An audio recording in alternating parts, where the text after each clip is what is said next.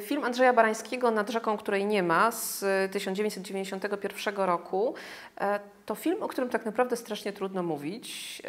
A co jeszcze ciekawsze, generalnie twórczość filmowa Barańskiego jest wyjątkowo trudna do ukontekstowienia. Cały problem z mówieniem o twórczości Barańskiego polega na tym, że to jest takie kino, którego ani tak naprawdę nie da się z łatwością osadzić w jakimś kontekście polityczno-społecznym, czy nawet obyczajowym, czy nawet kulturowym. To jest troszeczkę takie kino, które unosi się gdzieś jakby ponad takimi precyzyjnymi przyporządkowaniami i takimi przyszpileniami, powiedzmy.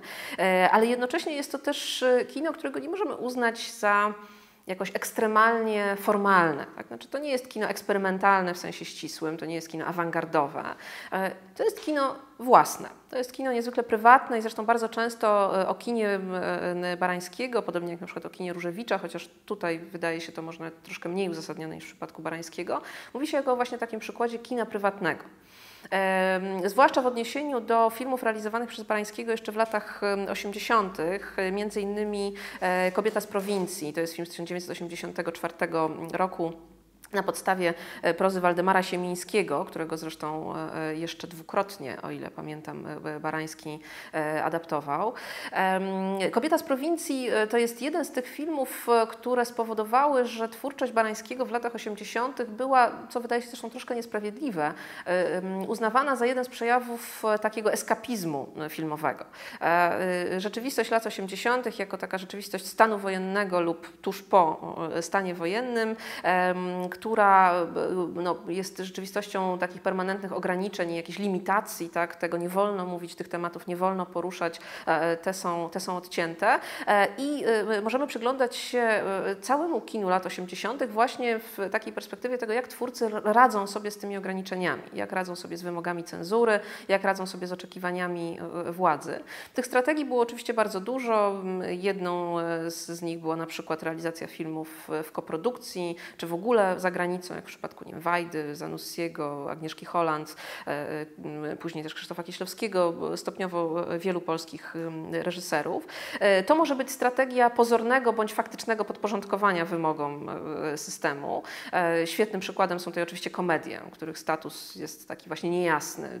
Te komedie z jednej strony możemy uznać za takie, które właśnie łagodzą pewnego rodzaju napięcia społeczne i powodują, że widzowie w kinie zasadniczo dobrze się bawiąc nie zwracają do końca uwagi na to, w jakim świecie żyją, ale z drugiej strony, jeśli weźmiemy sobie takie filmy, jak chociażby filmy Barei, czy nie wiem, Seks Misja na przykład, tak, to są takie filmy, które świetnie pokazują, że możemy też tę komedię traktować jako bardzo krytyczną wobec zastanej rzeczywistości. Inną taką strategią jest właśnie ucieczka, chociaż możemy się, tak jak mówię, nie zgadzać z tym określeniem, w to, co prywatne. Poszukiwanie jakichś swoich sposobów wypowiedzi, poruszanie tematów, które są albo na tyle uniwersalne, albo na tyle odległe, że nie można ich w żaden sposób dosłownie przyłożyć do zastanej rzeczywistości. I właśnie takie filmy jak Kobieta z prowincji, czy Niech cię odleci Mara z 1982 roku Barańskiego, uważano za właśnie takie filmy na tyle prywatne, na tyle intymne, że właśnie wskazujące na taką próbę ucieczki od tego, co realne, od tego, co zastane. Ale jeśli przyjrzymy się właśnie filmowi Nad rzeką, której nie ma z 1991 roku, ale też późniejszym filmom Barańskiego z lat 90., chociażby, czy jeszcze późniejszych, z 2005 roku Parę osób, mały czas o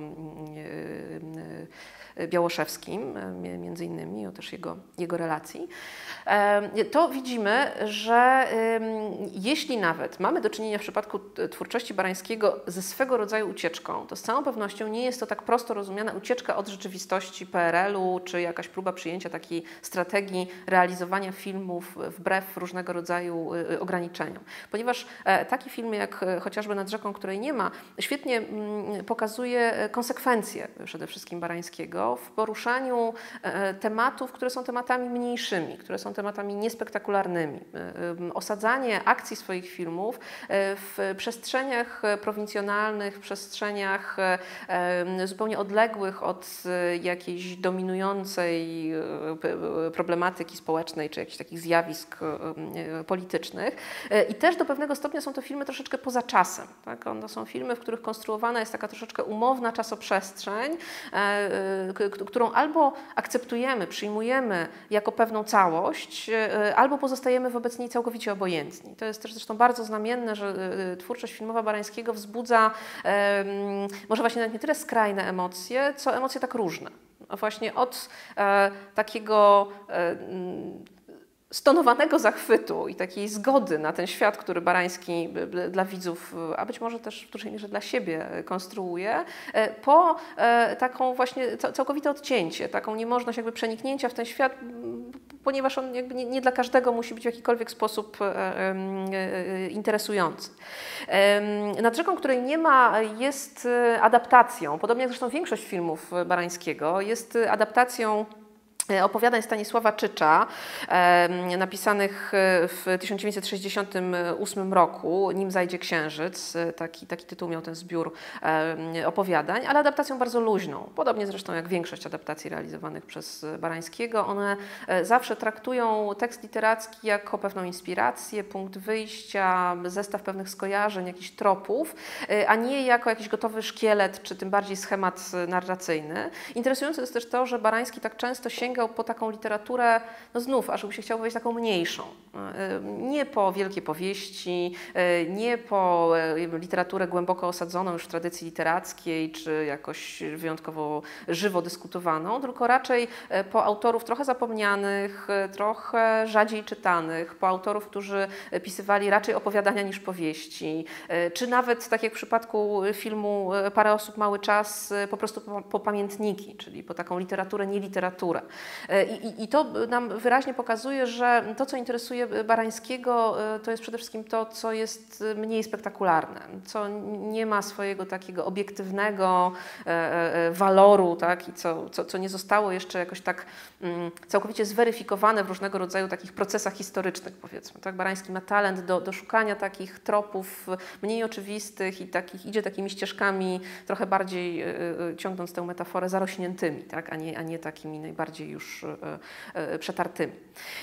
Nad rzeką, której nie ma, to jest film, który jest być może jeszcze taki trudniejszy do jakiegoś precyzyjnego skategoryzowania, że nawet nie jesteśmy w stanie stwierdzić, czy to jest do końca film dla dorosłych, bo jest to jeden z tych filmów, o których czasami się mówi, że to jest taki gatunek, który jest w polskim kinie i zawsze był niestety wyjątkowo mało i wyjątkowo słabo obecny, czyli takiego kina młodzieżowego, ale w sensie bardzo pozytywnym tego słowa. Tak? Znaczy, że są takie filmy, które by jakoś na poważnie, ale jednocześnie w sposób przekonujący, jakiś wiarygodny, próbowały zmierzyć się z taką kondycją młodego człowieka, tak? Czy z jakimś jego wyobrażeniem o świecie, z jakimś jego dojrzewaniem do tego świata, z jakimś jego poznawaniem tej sytuacji, w której się znajduje. Takich filmów jest rzeczywiście bardzo niewiele, a jeżeli są, to one bywają często oczywiście takie dość tendencyjne. No już zwłaszcza oczywiście w okresie PRL-u, zwłaszcza w latach 60., 70., to były przede wszystkim takie filmy, które nie stroniły od takiego twardego dydaktyzmu i pokazywania jakichś takich z góry określonych ścieżek. Tymczasem Nad rzeką, której nie ma, to jest film, który właściwie o niczym konkretnym nam nie mówi, za którym z całą pewnością nie stoi żadna wielka teza, za którym nie stoi żaden morał i my jako widzowie, myślę, że od początku oglądania tego filmu doskonale wyczuwamy, że nie mamy co się spodziewać żadnego morału, że być może nawet samo zakończenie będzie czymś trochę takim rozmytym i nieco ulotnym. Film rozgrywa się w latach 60., czyli właściwie tak naprawdę rozgrywa się wtedy, kiedy autor opowiadań, czyli Stanisław Czycz, te opowiadania pisał, mimo że z kolei akcja jego opowiadań rozgrywa się w latach 50., więc tutaj pierwszy gest, którego dokonał Barański, to przesunięcie o mniej więcej 10 lat tej akcji, przeniesienie jej w trochę inne miejsce, chociaż tutaj trzymał się tych wytycznych Czycza i rzeczywiście cały film rozgrywa się w takim małym, bliżej nieokreślonym miasteczku. My nie dowiadujemy się, jakie to jest miasteczko. Gdzieś na prowincji film był kręcony w takim niewielkim miasteczku Żerków koło Jarocina, ale to jest w gruncie rzeczy zupełnie bez znaczenia. Tak? To jest miasteczko, w którym mamy jakąś remizę, mamy jakieś sklepy, mamy jeden bar, trudno powiedzieć właściwie, tak pełniący funkcję takiego nieformalnego centrum kulturalnego, nazwijmy je tak, tego miasteczka. Mamy oczywiście stację kolejową, która jest tutaj, pełni bardzo ważną funkcję. I mamy taką grupę młodych chłopaków. Właściwie poznajemy 4 tak naprawdę głównych bohaterów, chociaż niewątpliwie tym najgłówniejszym i tym, wokół którego koncentruje się cała akcja, jest niejaki admirał, ponieważ wszyscy oni noszą pseudonimy i tak też do siebie się zwracają. Mamy jeszcze wodza między innymi, który jest grany przez Mirosława Bakę. Natomiast admirał jest grany przez Marka Bukowskiego. To była jedna z jego wcześniejszych ról i wydaje się zresztą, że znakomicie w ogóle do tej roli pasuje. I cóż, właściwie w wymiarze fabularnym mamy tych 4 chłopaków, którzy spędzają czas właściwie na niczym konkretnym, tak? Snując się gdzieś po tym małym miasteczku, pijąc sobie tanie wino gdzieś nad rzeką, która jest albo i jej nie ma, którzy próbują poznać jakieś dziewczyny, ale trochę średnio im to wychodzi, którzy nieustannie ze sobą rywalizują i nawet te ich pseudonimy świetnie pokazują, że mam tutaj do czynienia też z taką jeszcze zupełnie nastoletnią właściwie strategią. Oni już są nieco starsi, oni już właściwie powinni zarzucić tego typu zwracanie się do siebie i powinni jakby uzgodnić jakiś nowy model tej takiej męskiej już relacji. Oni gdzieś próbują to zrobić, ale cały czas przez tę męską relację przebija jeszcze taka chłopięca relacja, jakichś takich różnego rodzaju przepychanek, drobnych złośliwości, które mają potwierdzać status i jakąś pozycję w tej takiej mikrogrupie, którą tutaj oglądamy. Chodzą sobie na przykład właśnie na dworzec kolejowy po to, żeby popatrzeć na te przejeżdżające pociągi, na te zatrzymujące się pociągi, po to, żeby popatrzeć na ludzi, którzy z nich wysiadają, po to, żeby pomarzyć sobie o tym, co by było, gdyby do tych pociągów się wsiadło. I to jest taki dość ciekawy, absolutnie nie można powiedzieć, że to jest jakikolwiek kontekst i z całą pewnością nie jest to żadna inspiracja, zwłaszcza, że jest to film późniejszy, ale ciekawe może być zderzenie filmu Nad rzeką, której nie ma, z filmem Trainspotting z 1996 roku, pokazującym z kolei taką brytyjską prowincję, pokazującą jakby, co to znaczy być takim chłopakiem z prowincji w latach 90. w Anglii, tak? Gdzie podstawowe rozrywka to narkotyki, kluby i właśnie train-spotowanie, tak? Czatowanie i oglądanie przejeżdżających pociągów, które jest takim sposobem na zabicie czasu, ale też właśnie na takie napędzanie pragnień, na jakieś takie uruchamianie różnego rodzaju scenariuszy, które są scenariuszami wyłącznie zastępczymi, bo oczywiście my jako widzowie widzimy, że te scenariusze praktycznie nie mają szansy się zrealizować. W przypadku filmu Barańskiego widzimy rzeczywistość Polski lat 60., ale mamy bardzo podobny klimat. Tak? Główne rozrywki to nie narkotyki, tylko wino, nie kluby, tylko jakieś bary, ewentualnie jakieś potańcówki w remizie i właśnie przesiadywanie na dworcu kolejowym.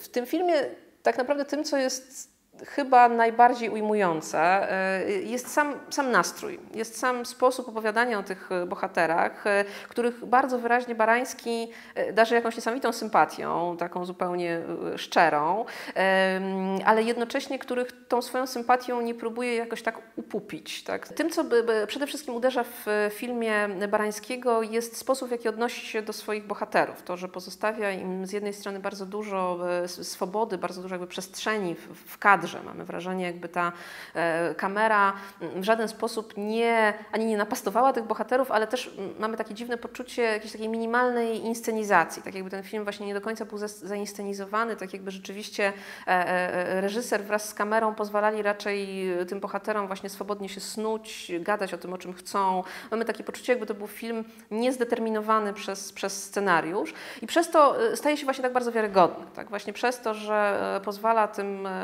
chłopakom na pokazanie takich najbardziej zwyczajnych ich zachowań, na posługiwanie się takim najprostszym, codziennym językiem. Również przez to, że pozwala na taką zupełnie swobodną ekspresję pokazującą relacje pomiędzy tymi chłopakami, a pojawiającymi się z zewnątrz w tej małomiasteczkowej przestrzeni dziewczynami. Bo to, co jest tutaj takim dodatkowym, ciekawym kontekstem, chociaż nie narzucającym się i nie jakoś przejaskrawionym przez Barańskiego, to jest ten kontekst przemian obyczajowych, bo bo właśnie nie warto chyba w tym przypadku mówić o rewolucji, ale z całą pewnością pewnych przemian obyczajowych lat 60. Tutaj bardzo wyraźnie takimi prowodyrkami, czy tymi, które przynoszą zalążki tych przemian obyczajowych, są właśnie te dziewczyny.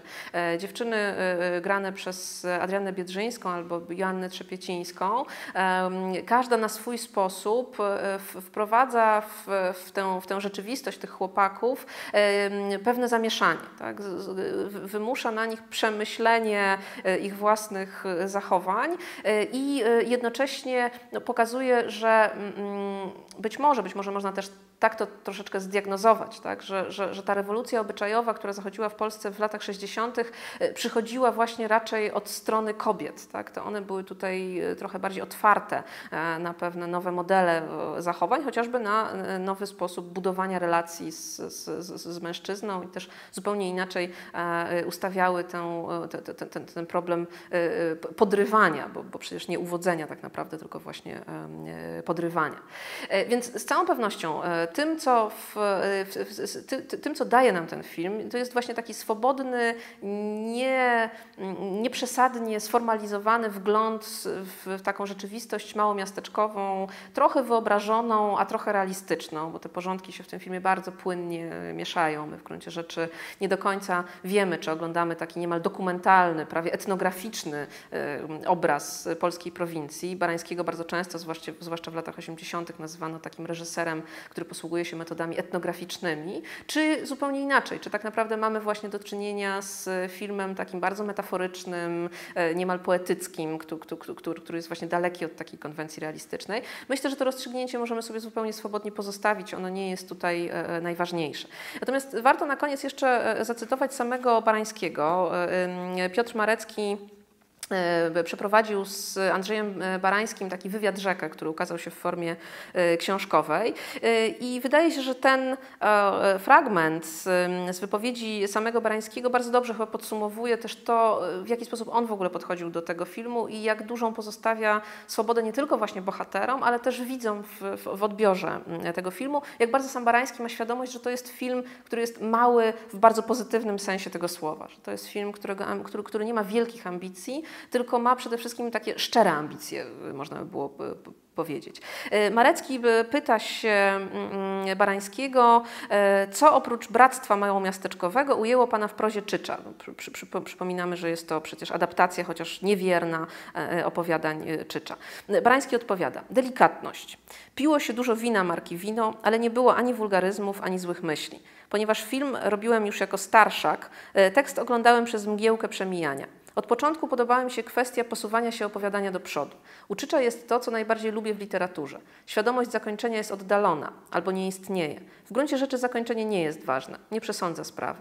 Ważna jest młodość, ważne są chwile spędzone z przyjaciółmi.